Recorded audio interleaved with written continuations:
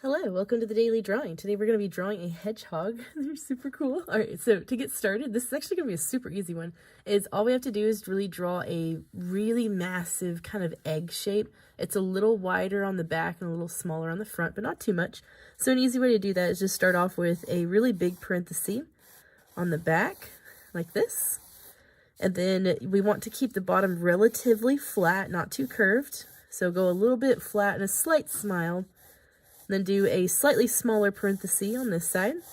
And then our goal is just to connect them together at the top. So we have a slightly smaller side here and a slightly bigger side back here.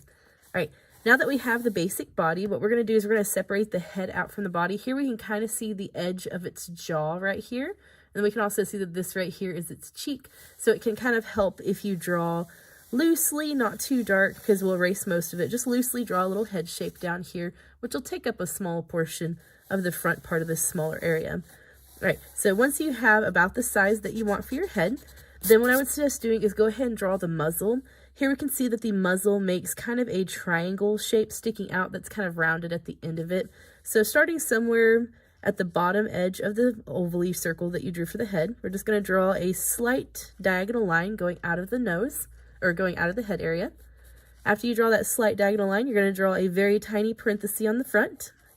And then we want to connect it to the bottom of the head. So I'm just going to curve that until it touches the bottom of the head shape. So this will get you your muzzle. You can erase the inside of the head area for the muzzle. All right, so here we have it. This right here is where the nose is going to go, is on the tip of here. Do we have a mouth? We don't see the mouth at this particular angle. It's underneath this muzzle area because we're seeing it from the top-ish view, so that's why we can't really see it.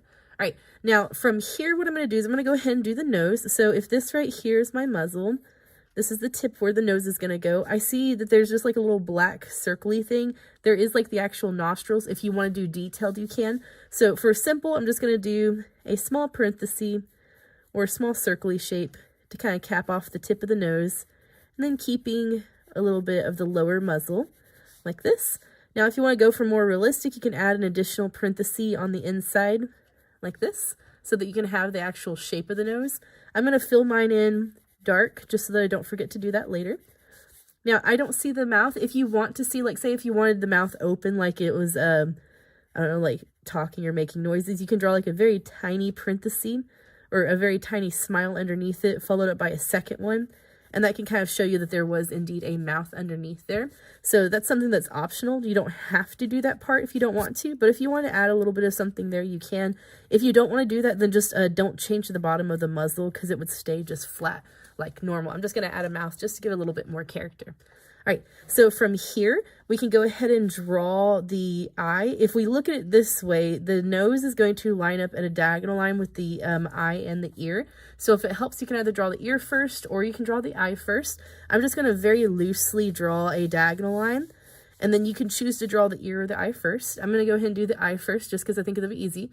If I go up from the corner where the muzzle met the head and I go straight up, that's where the eye should be, is directly above the place where the muzzle met the head. And then the eye is just very, very round, so you can get away with just drawing a simple circle. You can make it a little bit wonky to make it feel a little bit more realistic, so it's not like a perfect circle, but just any kind of roundish shape would work in this particular area. You can make it really big for more of a cartoony effect, or you can make it really small for more of a realistic effect.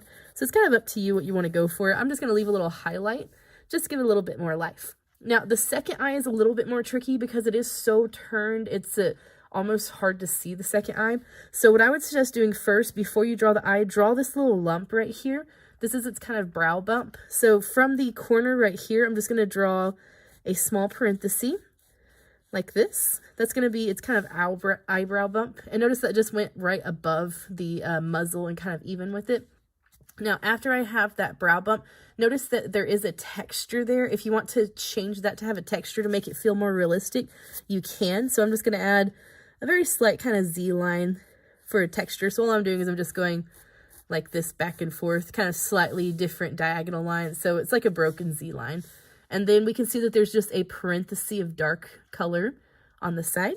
So I'm just going to do a small parenthesis. I'm just going to fill it in black. And that would be my second eye. And if we kind of compare it to the previous eye, it's at a slight upwards diagonal, so it's not perfectly even. It's slightly higher up than the previous eye.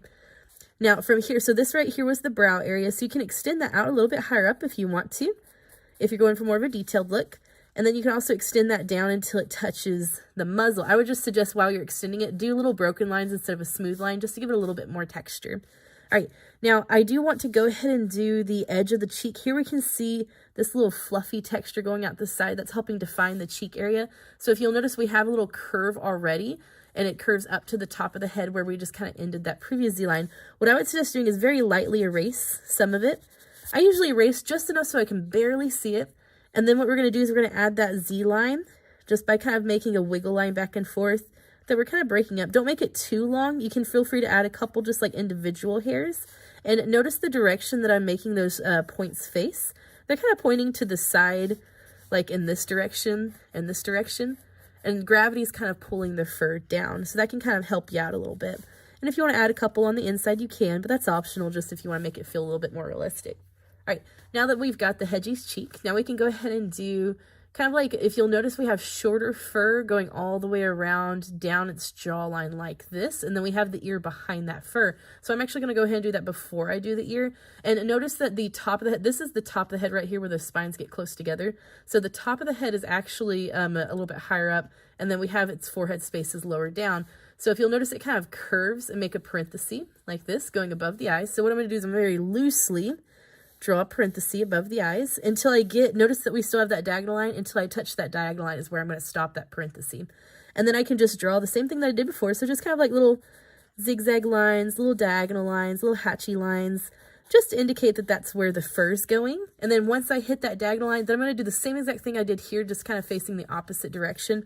Because once again, just like it did before, gravity is going to slowly pull that softer fur down, so that it looks like it's kind of facing more of a downwards angle rather than perfectly straight up. And of course, you can erase the softer lines afterwards. And once you're done with that, you can erase any of those guidelines on the inside of the head. I would suggest go ahead and keep this line for the muzzle because their muzzles are long and they do stick out. And one more thing before we finish up on this part of the head. If you'll notice, we have that kind of spiny texture here of that fur going around the eye area. So to get that, if you're wanting to add that for a detail, just add a little bit of that kind of diagonal texture going around the eye and then going back down to the cheek area. There is a couple around its actual eye itself. If you want to add some more of those textures, you can. All I'm doing is I'm just going like this with my pencil and then just kind of changing the angle that I do that in order to help create that texture. So also be careful not to make that too long. You want to keep this fur really short looking.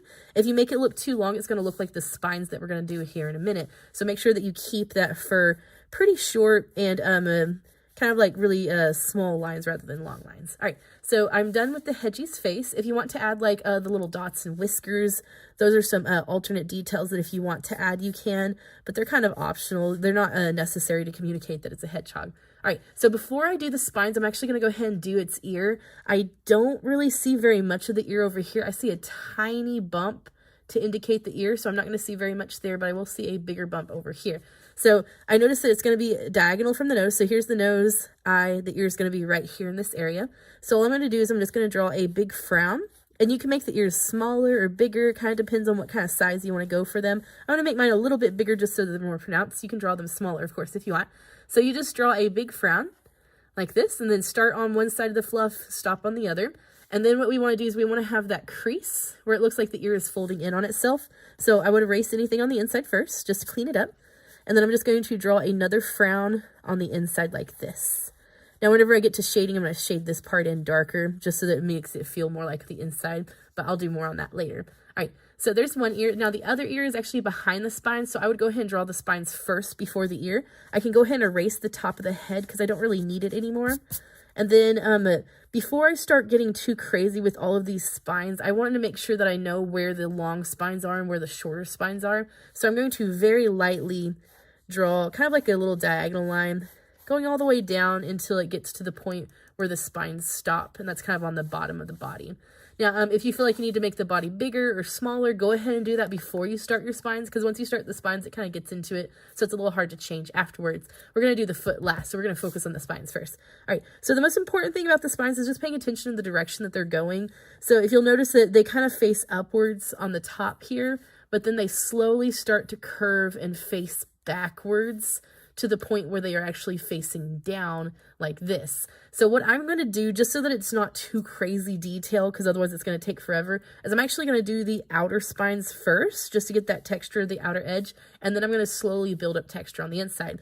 So on the outside, my goal is to do kind of what I did here, but longer and pointier spines. So I'm just going to do long kind of triangular shapes like this. So what I'm doing is I'm just going up, and then I'm just bringing it, I'm starting on the tip where I stopped, and I'm just bringing it back down, and I'm continuing to do this over and over. It's okay if you switch it up. You can have some kind of face the other way. You can have some go straight up. So get a variety until you're satisfied with the look of it. So I'm just going to add a bunch of those. I'm going to slightly change directions every now and then. I'm just really looking closely at my reference picture so that I don't get too crazy with it. I see that some parts where maybe it's like fluffing its spines up intentionally.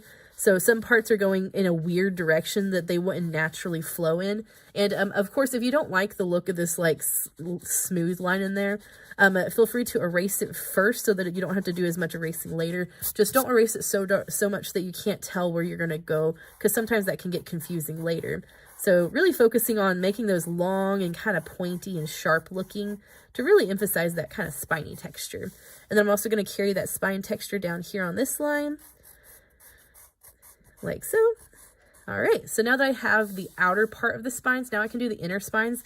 You don't have to do every single spine. The key thing is just to really make it feel as though the interior of the body is covered in spines. So what I'm going to do is I'm going to jump around, and I'm going to add, trying to keep the same length of spines as what I've been doing. I'm just going to add series of like 2 and 3 spines. Sometimes I'll add individual spines. And this is just so that I don't have it so overwhelming, but I also want to make sure that it still looks as though it's spiny in there. So notice that I am leaving some white gaps just so that I don't have too many. And you can leave some areas completely smooth if you want to. Whenever it comes to drawing, you just kind of sort of draw what you feel like it needs to have to represent. You don't have to draw every single detail. But sometimes leaving out too much might make it to where it's a little confusing to where it would feel bold in that particular area.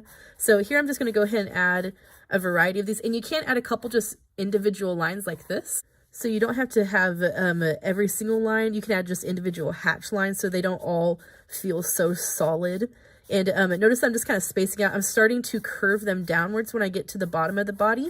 So I'm really focusing and paying attention to what direction I need to draw these spines, which is so important when you're drawing something that has this much texture to it. And the reason that I'm going so crazy on the top part is that on the bottom part, I want it to look very different because this white fluffy fur area, I want that to look separate from the spines. So I'm going to make the top part look really, really textured. And then on the bottom, I'm going to make that look a lot less textured so that I have a good contrast between the textures. Contrast is just where you have like something that's really, really strong compared to something that's really, really weak. So for example, high contrast and value would be really, really dark areas next to really, really light areas. In this case, we're going to have really, really heavy textures. Here, what I'm doing is I'm just going back and adding just individual lines in those white spaces. Not all of them, just enough to kind of fill in some of those gaps in the direction that those spines are going. And notice that I'm not making any of them like super, super long. I'm just making them the length that I think they need to be for the particular area. So don't make like a really long spike like this, because that would look awkward. So, but anyway, yeah, so I'm going to go ahead and call that top part done. I'm satisfied with the texture. Before I do this leg, I'm going to go ahead and do the fur that's around the leg. Here we can see the fluff is kind of facing downwards like this. So on the edge of this line that I have drawn here, I'm going to very lightly erase it so that I can still see it.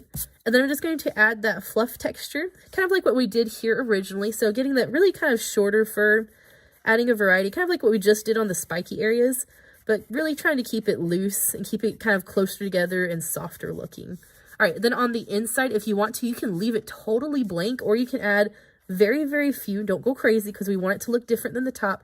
You can add just a few little fluffs in order to make it look like it's softer fur. Just keep in mind, you want this to look different from this. So don't make that as fluffy or spiky as this part. All right, so the last thing we got to do, now we only see one foot because the rest of them are kind of covered in the rest of the spine, which I'm actually going to lower this down just kind of help cover that particular area. So, but the rest of this body is kind of underneath the belly. I do see this leg kind of poking out a little bit. So the location for that, if I go from the ear down, that's where the leg kind of starts coming out of. So if I go from the ear down, that's where I'm going to have it. I'm going to start slightly in the body. I'm going to do a very small diagonal line until I just reach the end of the last fluff that I drew. And then what I'm going to do is I'm just going to draw a little parenthesis like this, really tiny.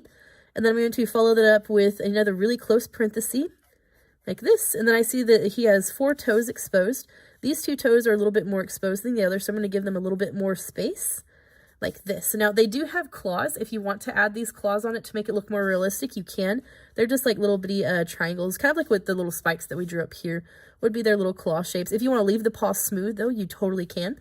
Then I see that the back of the leg does go inside the body a tiny bit. So I'm just going to follow that back up into the body a little bit. And then I'm going to erase this right here. Now we're not quite done yet. We want to do one more thing. We can see the fur kind of go in front of the leg. So there's fur behind the leg and there's fur on top of the leg. So before I call it quits, I'm going to add a little bit of a fur texture on the top of that leg that makes it look as though it's kind of going up inside the body. So kind of like cover up the top edge of the leg with fur so that it makes it feel more on the inside of the body. All right, so now that I have that part done, there is a little bit of fur on the leg. So if you want to add a little bit of fur texture, you can. That's optional. And then if you want, notice that we can't really see the feet on the other side. It's kind of covered in shadow. So if you choose to do shading, I would suggest shade underneath the hedgehog fairly dark. That way it makes it feel as though there's more of a shadow cast by the hedgehog itself, especially right here underneath the neck and beside the foot. That way it gives us a little bit more feeling as though it's like on the ground. And I'm just going to slowly lighten that shadow as I get further away. You can also do that same shadowy technique below the belly like this. And then just make it slowly get smaller and smaller as you get to the outside part because the belly is actually kind of touching the ground back there. And then just kind of lightly shade it like this. That way it kind of feels like it's on the ground. And then I would suggest adding a little bit of shadow to the top of the foot if you're choosing the shade. Okay, so I'm pretty much done with the drawing part. I'm pretty satisfied with it. I think it looks really cute, and I love hedgehogs. They're adorable. One thing that I did forget to add was this other ear back here. So if you're wanting to add the other ear, all you have to do is just draw a little frowny face. And that's literally it. There's nothing more to it. It's just a simple frown, and then we have our other ear done. So if you want to leave it like this, you can. If you want to do a little bit more shading, you can do some more shading. So for example, I would shade this other ear. I would shade a little bit on this side of the head, just because it's, I want that muzzle to stick out a little bit more. And the muzzle itself is a little bit darker than the whites of the fur. So I'm going to shade that muzzle a little bit so that it looks a little bit darker. And then I'll also shade this foot a little bit more. And then I'll shade a little bit behind the jawline just to help separate that. And then from the looks of it, it looks as though these spines are a little bit darker than the white parts of the fur. So I'm going to shade that just a little bit. And I'm also going to shade the ear a little bit more, as well as the inside of the ear. Now, very important, if you accidentally overshade it and you can no longer see your textures, that tells you that you're going a little bit too dark and you might need to lighten up a little bit. So if you're shading too dark, feel free to hold your pencil differently so that you have a little bit of a different grip to it. And you can use your eraser to help you draw as well. So in this part, it seems like the fur is darker up here and then it gets lighter back here. So I'm not going to shade the back of the body. I'm just going to focus on shading the front areas like this. That way the parts that I've already drawn will work good enough for a shadowy texture for that back area. And I think that would be fine, and I'm satisfied with that. All right, so there is my little hedgie all in shadow. And I think that's what I would call done. All right, so I hope you guys had fun drawing this with me. And I would love to see your guys' results, especially if you did something weird to it. I've seen like, I think it's a Pokemon, I forget his name, like Shaman maybe, but he has like, he's a little hedgehog and he has like little flowers and stuff in his back. And I think it'd be really cool to add like some nature and plants kind of with this animal, since they are such a like a animal that lives in nature. Would look really cool. So I would love to see what you guys do with the little guy, and I hope you guys had fun and have a good day. All right, bye.